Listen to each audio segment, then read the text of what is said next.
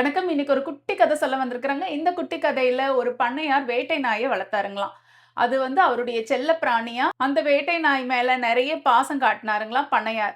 ஒரு நாள் பண்ணையார் இந்த வேட்டை நாயோட காட்டுக்கு போனாருங்களாம் வேட்டையாட. வேட்டை நாய் சின்ன சின்ன பிராணிகள காட்டுக்குள்ளேயே பார்த்தா அங்கேயே வேட்டையாடிடுமாம்.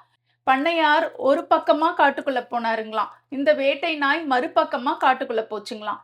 இந்த மாதிரி போயிட்டு இருக்க நேரத்துல திடீர்னு பண்ணையாருக்கு ஒரு சத்தம் வந்துச்சாம். நாய் ஊளையிட்டுக்கிட்டே ஓடி வந்துச்சாம். இப்படி திரும்பி பார்த்தா வெறி புடிச்சு ஓடி வந்துச்சாம் அந்த வேட்டை நாய்.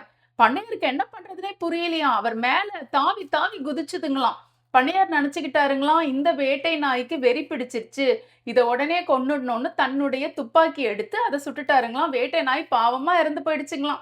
நாய கொன்னுட்டு பண்ணையார் ஒரு 4 அடி எடுத்து வைக்கிற நேரத்துல பின்னாடி பயங்கரமான ஒரு காட்டு வெள்ளம் வந்து பண்ணையார அடிச்சுக்கிட்டு போயிடுச்சுங்களாம். பண்ணையாருக்கு எந்த யோசனையுமே வரலையா. அவருடைய உயிரை காப்பாத்திக்கணும்னு தான் தோணுச்சா அந்த வெள்ளத்துல. திடீர்னு பார்த்தா ஒரு தடுப்பு தன் கையில மாட்டுச்சுங்களாம். அது அப்படியே பிடிச்சுக்கிட்டாருங்களாம். அப்படியே மயக்கமா ஆயிட்டாருங்களாம். கொஞ்சம் கொஞ்சமா அந்த தடுப்பு கரையோரமா அவர விட்டுடுச்சுங்களாம்.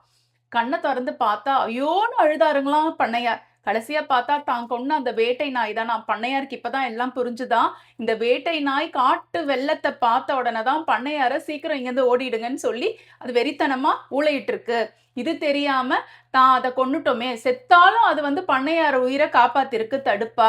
அப்படின்னு சொல்லி அப்படி அழுதாருங்களாம். இந்த குட்டி கதை நமக்கு ஒரு விஷயத்த சொல்லிக் கொடுக்குதுங்க. மனிதர்கள இந்த காலத்துல நம்புறதுக்கு இந்த மாதிரி செல்ல பிராணிகள நம்ம கடைசி வரைக்கும் நம்பிடலாம். ஏன்னா, நம்ம போடுற அந்த 3 வேள சாப்பாட்டுக்காக தான் உயிரையும் நமக்காக கொடுக்குங்க.